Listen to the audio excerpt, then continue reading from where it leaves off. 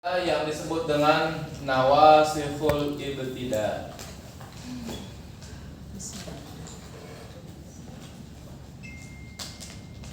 Lihat dulu sini, yang ditulis dulu nanti baru nulis. Enggak, Pak. Ya, nawasihul ibtida itu isim atau huruf atau fiil yang merombak bentuk mubtada dan khobar. Ya, asalnya adalah mubtada dan khobar. Nah, nanti akhirnya masuk kana dan saudara-saudaranya, masuk inna dan saudara-saudaranya, masuk zonna dan saudara-saudaranya. Maka berubah, ya. Jadi al-ibtida itu terdiri dari mubtada dan khobar, itu begitu, ya. Nah, nawasihul ibtida itu ada yang pertama kana wa akhwatuha, kana dan saudara-saudaranya. Kita ambil kana aja, jangan banyak-banyak dulu karena saudaranya banyak. Tapi fungsinya sama. Apa fungsinya itu? Yaitu tarfa'ul isma wa tansibul khabara.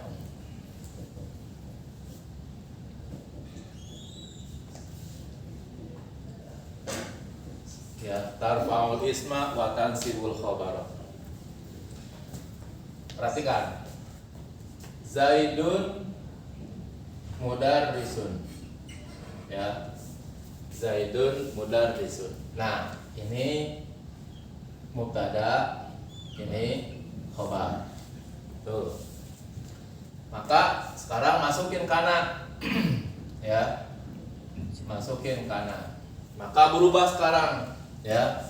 Kana Zaidun mudarrisan. Nah, sekarang ini namanya isim kana. Ini mudarrisan, sekarang namanya khobar kana. Tuh begitu. Ya. Kalau perempuan misalnya, Hindun mudarrisatun, ya. Hindun mudarrisatun. Maka masukin kana. Maka menjadi kana, ya. Kana Hindun mudarrisatan.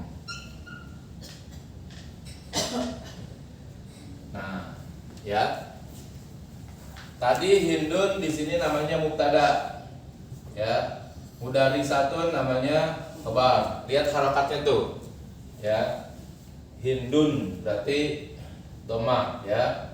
Mudarrisatun juga dhammah juga. Nah, masuk kanat ke kalimat tersebut berubah menjadi Hindun mudarrisatan. Nah, Hindun sekarang namanya, ya, isim kana. Mudarrisatan namanya khobar kana, ya, khobar kana. Nah, itu seperti itu. Nanti perubahan kana dan kana serta lain sebagainya itu mengikuti, ya, isimnya yang ada di sini. Bisa jadi, ya, isimnya itu adalah dhamir, bisa jadi isimnya itu adalah isim zahir. Ini isim zahir, ini kata benda, ya. Kalau kita bikin yang pengganti daripada ini misalnya menjadi dhamir, maka kalimatnya huwa mudarrisun. Kalau udah masuk kana, huwa udah langsung berada pada posisi kana tersebut, tinggal saja menjadi kana, nggak pakai huwa lagi, kana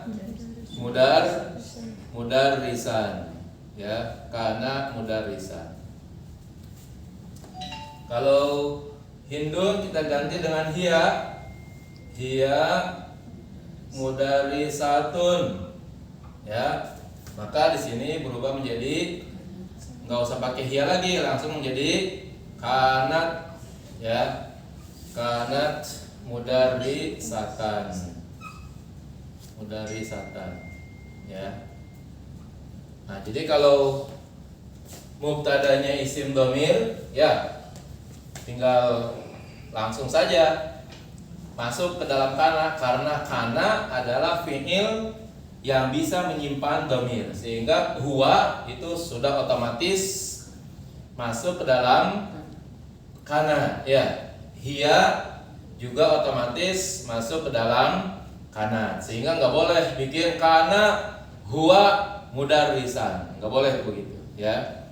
Terus di sini kanat hia mudarrisatan, ya, nggak, langsung saja dengan membuat kana ini berarti dia udah otomatis di dalamnya ada huwa. Dengan membuat kanat otomatis di dalamnya ada hia, itu begitu. Ini yang pertama, ya. Silakan. Inna wa akhwatuha.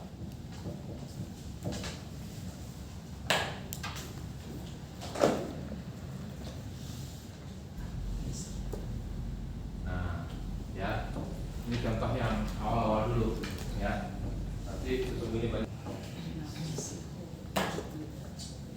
Inna wa akhwatuha. Fungsinya, ya, itu dia tansibul isma, kebalikan dari kana. Tansibul isma wa tarfa'ul khabar, ya, tarfa'ul khabar. Perhatikan. Tadi kita bikin Zaidun mudarrisun, ya. Nah, kembali ingat ini mubtada, ini khabar, ya. Harokatnya juga diperhatikan. Mudarrisun, ya. Nah, sekarang kita masukkan inna, sehingga sekarang bacanya menjadi inna Zaidan, ya, inna Zaidan mudarrisun. Balik, kebalikan yang tadi jadinya. Kalau yang tadi kana Zaidun di sini, ya. Nah, terus tadi di sana mudarrisan, sekarang di sini mudarrisun. Nah, sekarang setelah masuk inna, maka ini namanya disebut dengan isim inna, ya, ismu inna. Mudarrisun sekarang namanya khobar inna. Nah, perhatikan tuh dari definisi tansibul isma, menasabkan isim. Nih, isim namanya nih, ya. Yang tadinya mubtada, ya. Yang tadinya mubtada, sekarang ketika masuk inna namanya disebut dengan isim inna. Nah, disebut tansibul isma karena nasab nih. Nasab itu tandanya adalah fathah, ya. Itu yang paling awal. Tanda utama itu daripada nasab itu adalah fathah. Terus watar faul khabar, dan merofakkan khabar. Inna menjadikan khabar yang di sini nih, ya, itu menjadi rofa, berarti nggak berubah kalau begitu. Di sini rofa, di sini rofa. Rofa itu tandanya domah, ya. Nah, di sini juga domah juga. Jadi inna menjadikan susunan mubtada dan khabar, ya, berubah menjadi isim inna dan khabar inna. Isimnya nasab, yaitu dengan fathahnya di sini, tanda-tanda utamanya. Terus khabarnya rafa, tanda-tandanya adalah dhamma. Itu yang paling besar, ya, atau tanda awal daripada rafa adalah dhamma, dan tanda awal daripada nasab adalah fathah, ya. Sekarang kalau kita bikin yang kedua, contohnya sama tadi, Hindun mudarrisatun, ya. Hindun mudarrisatun, masukin inna sehingga menjadi inna hindan, ya. Inna hindan mudarrisatan. Mudarrisatan. Sekarang kalau kita pakai Dhamir, ya, huwa mudarrisun. Ya, huwa mudarrisun. Langsung masukin ke inna sama sebagaimana ya kana, sehingga sekarang menjadi innahu mudarrisun. Ya, innahu mudarrisun. Kalau hiya, ya, hiya mudarrisatun. Masukin langsung ke inna sehingga menjadi ya, innaha mudarrisatun. Ya, mudarrisatun. Nah, ya, ini contoh yang awal-awal dulu gitu, ya. Nanti sesungguhnya banyak proses-proses kesananya. Udah nanya Pak, kalau yang inna kan tadi juga karena disebutnya dia pakai dhamir iya gitu Pak ya, jadi tansibu gitu, bukan ya. Karena memang semua nawasih itu dianggap mu'annas. Jadi inna mu'annas gitu ya kan. Karena mu'annas. Iya. Iya gitu. Mudarisatun. Gimana? Hindan. Inna hindan mudarisat. Inna. Ya. Satu-satu itu tuh satu-satu huruf karena itu dianggap muannas, ya. Terus inna dianggap muannas. Makanya inna wa akhwatuha, kana wa akhwatuha, zona wa akhwatuha, begitu, ya. Sesuai dengan nyanyian Mansur, karena engkau gadis. Kana. Jadi karena itu gadis gitu kan, bukannya Emang jaka. Emang kana. Biasanya kalau untuk inna itu untuk mempertegas. Nah, jadi dia berfungsi sebagai taukid. Ya. Jadi kalau ngomong tuh landai-landai saja, Zaid guru. Itu berarti tidak ada innanya tuh, ya, Zaid guru. Enggak ada penegasan untuk meyakinkan orang, sekedar informasi biasa-biasa saja kita bilang Zaid guru gitu, ya. Tapi apabila kita ingin memberikan penegasan supaya kalau dalam bahasa balaghah supaya mukhatab, ya, supaya mukhatab itu tidak ragu, ya, lalu mau percaya dengan omongan kita, ya. Nah, maka kita harus menggunakan inna.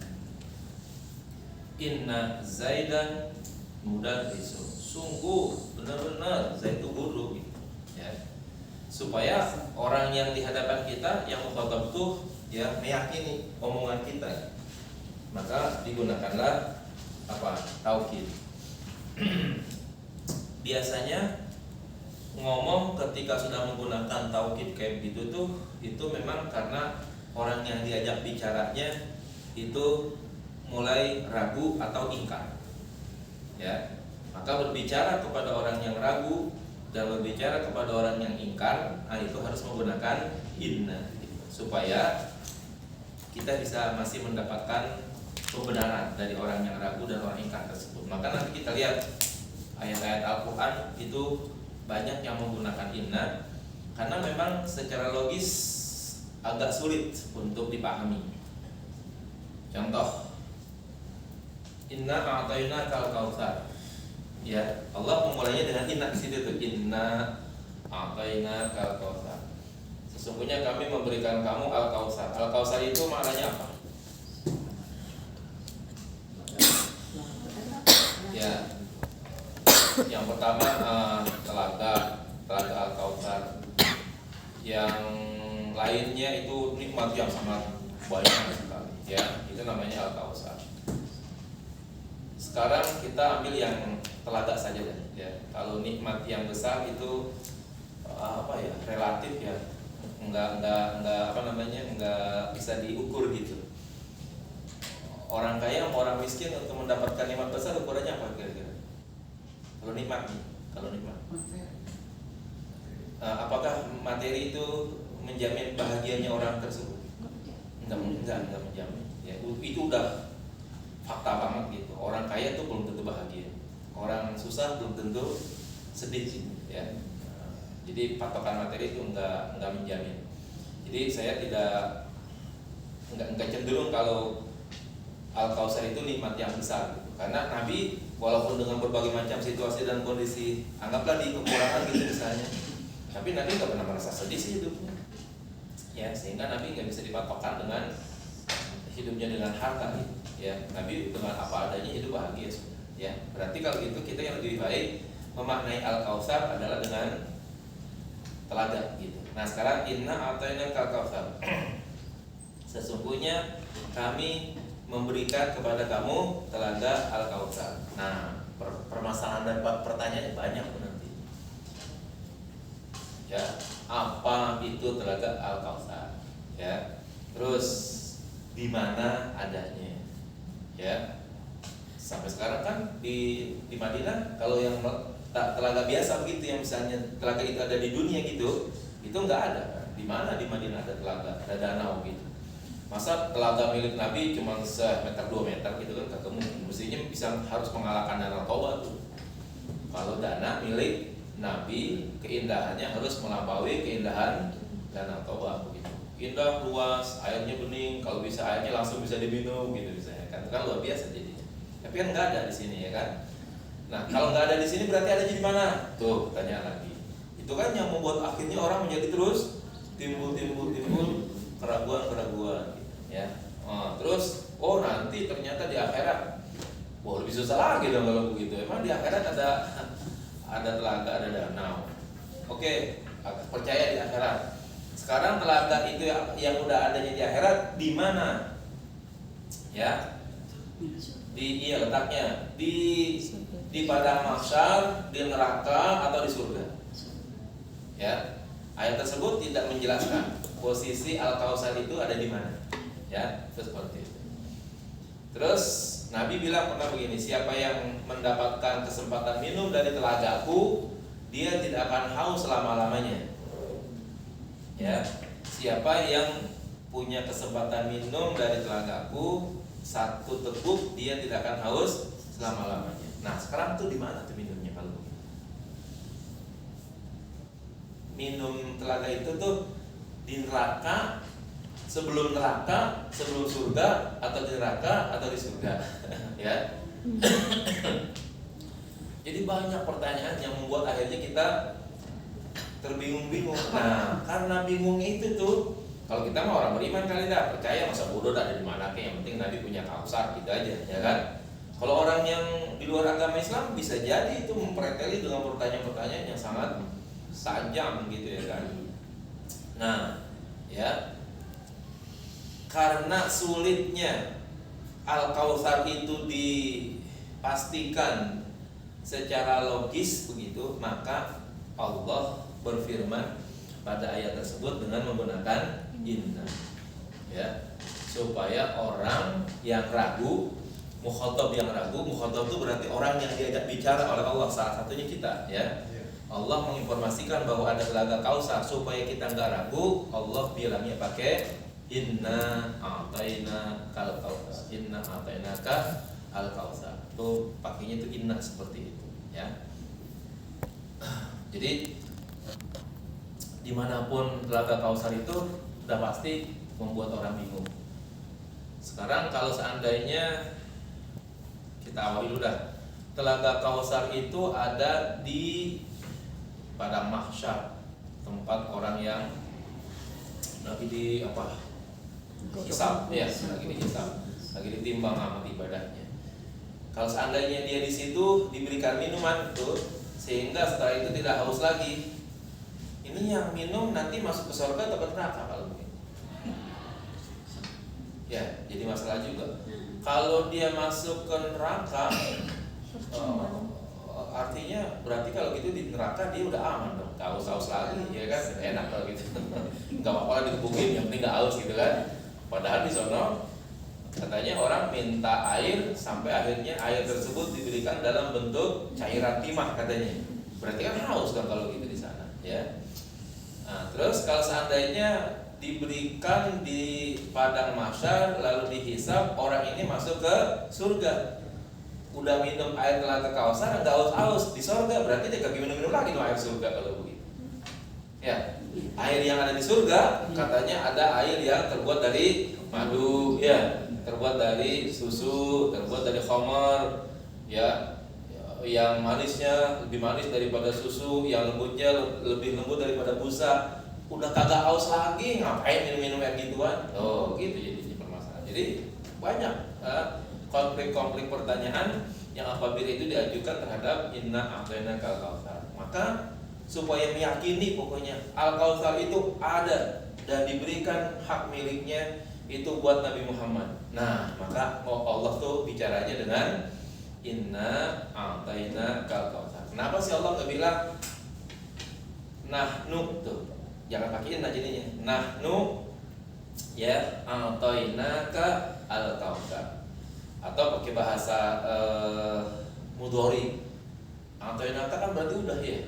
A'tainaka kan kami sudah memberikan kalau gitu. Kalau sudah memberikan dikasihnya di mana tuh lagi begitu. Nah, Allah kok ngebilangnya nahnu nu'tikal kautsar. Kami akan memberikan kamu al-kautsar. Kalau seandainya Nabi dibilang sudah diberikan dengan menggunakan pola fi'il madhi masa lampau, itu kan berarti seolah-olah Allah udah ngasih sama Nabi Muhammad kalau begitu. Ya kan? Kalau udah ngasih, lalu tuh Nabi naruh di mana? Ya kan, namanya juga dikasih. Saya kalau misalnya saya katakan saya memberikan buku kepada ibu, kepada bapak, gitu kan? Ini biar bagaimana kecilnya buku mesti ada tempat bapak dan ibu menyimpan buku ini, ya, yang tadi tas, tadi perpustakaan di rumah, ya, di lemari, di mana saja pokoknya mesti ada. Sekarang kalau Nabi sudah diberikan al-kautsar, a'tainaka, kami sudah memberikan kamu al-kautsar. Itu Nabi narok telaganya di mana? Ya, sampai sekarang di kawasan Mekah dan di kawasan Madinah nggak ada satu danau pun, ya, atau telaga pun yang mengindikasikan itu adalah telaganya milik Nabi. Nah, maka bagi kita supaya tidak ragu-ragu tuh sampai ke sana-sana begitu, udah yakin saja dulu bahwa memang Nabi akan mendapatkan al-kautsar.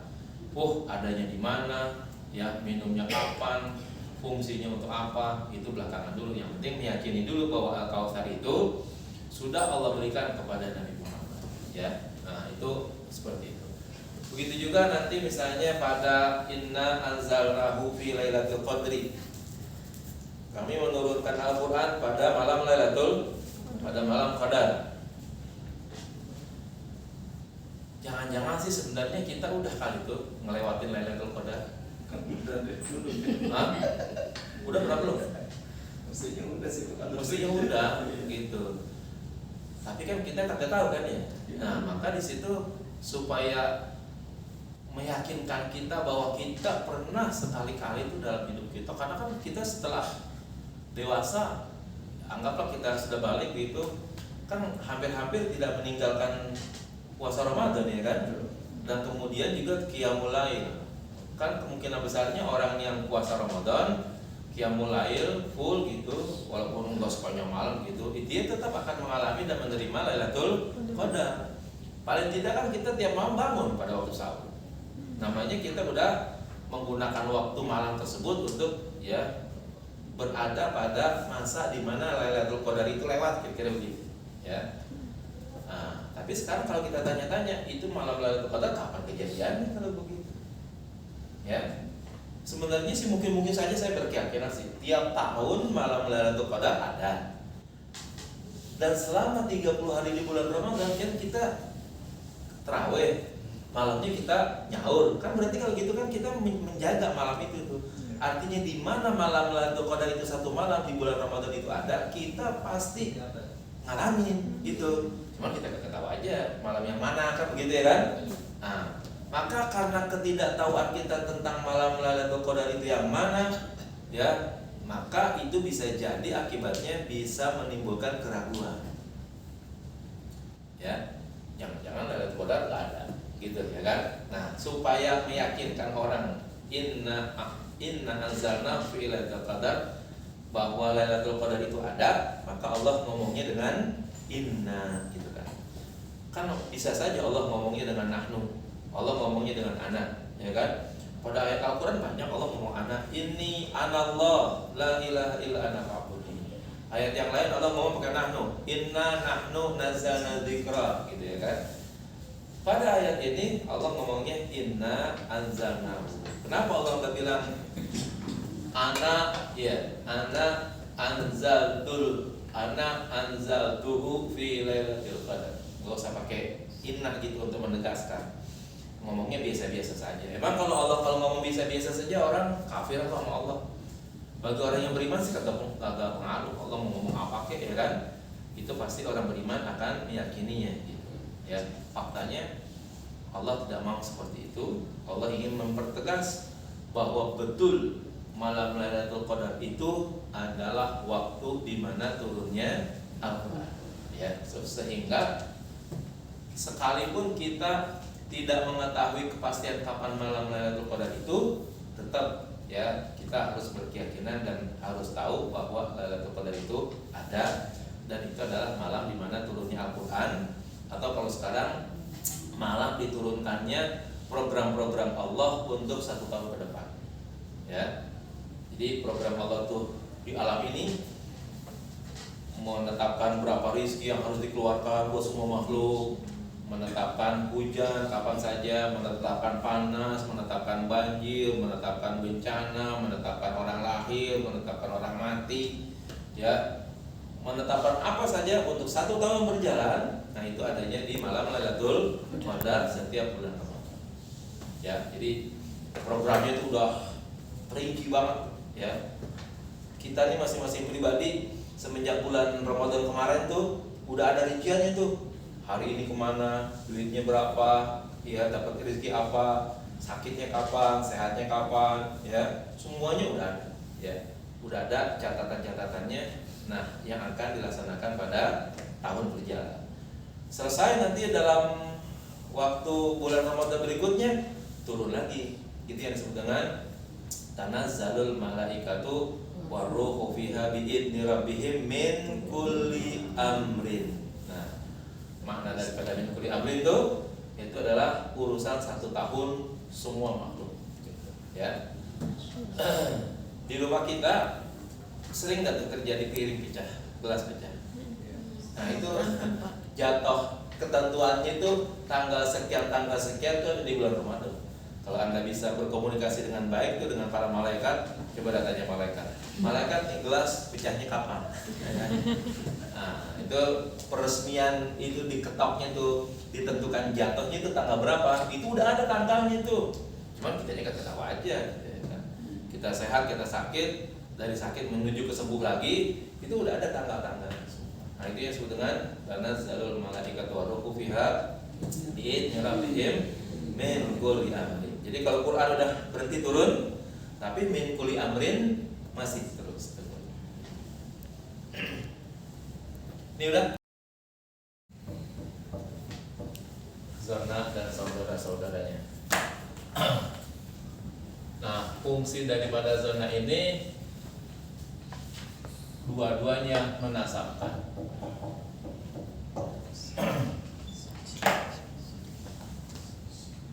Tansibul isma wal khabara. Ya, tansibul isma wal khabara. Kembali ke contoh Zaidun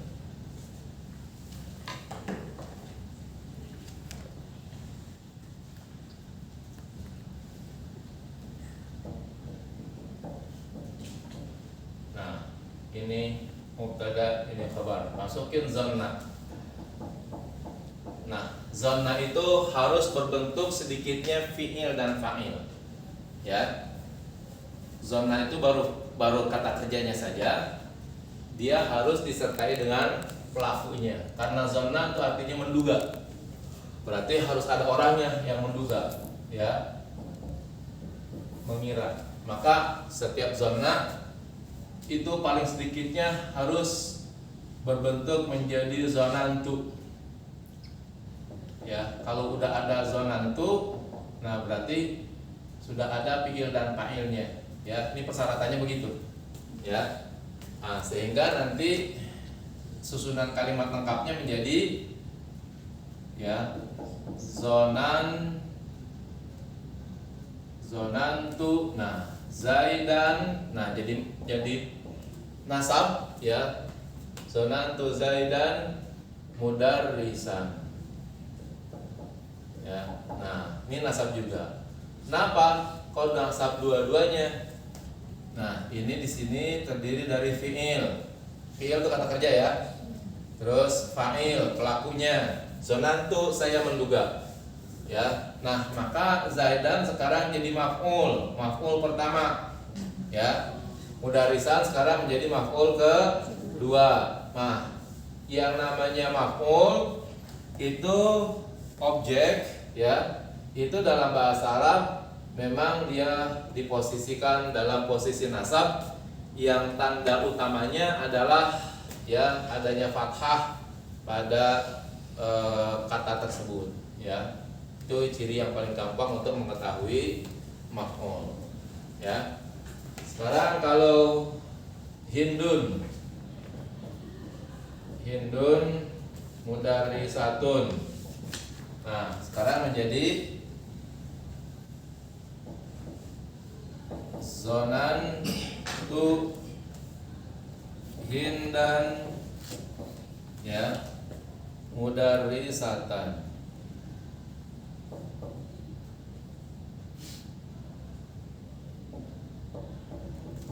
Nah, ya. Kalau kita bikin pakai huwa mudarrisun.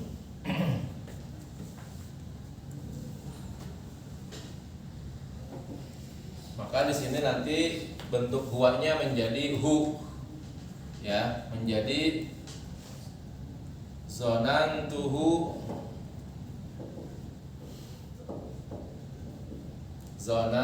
zonantuhu mudarrisan.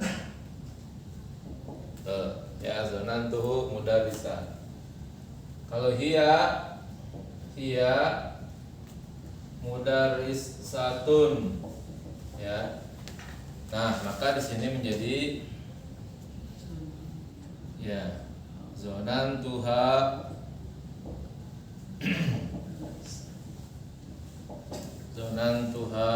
mudarrisatan. Nah, jadi harokatnya semuanya yang tadinya mubtada khobar itu ya yang mestinya rafah dengan dhammah ya itu sekarang berubah menjadi fathah semuanya ya.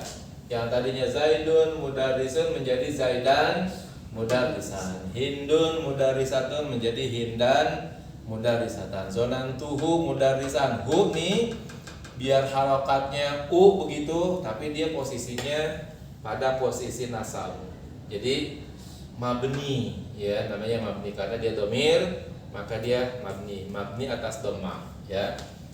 Kalau ini zonantuha maf'ul juga, harusnya nasab juga, tapi karena dia berbentuk domir, dia mabni, tidak bisa dirubah-rubah, maka dia ya menjadi nasab sebagai maf'ul ya, mabni atas sukun. Ini ada sukun di sini ya, mabni atas sukun, tapi dia berada pada posisi nasab, yaitu posisi sebagai maf'ul ya, itu. Oke.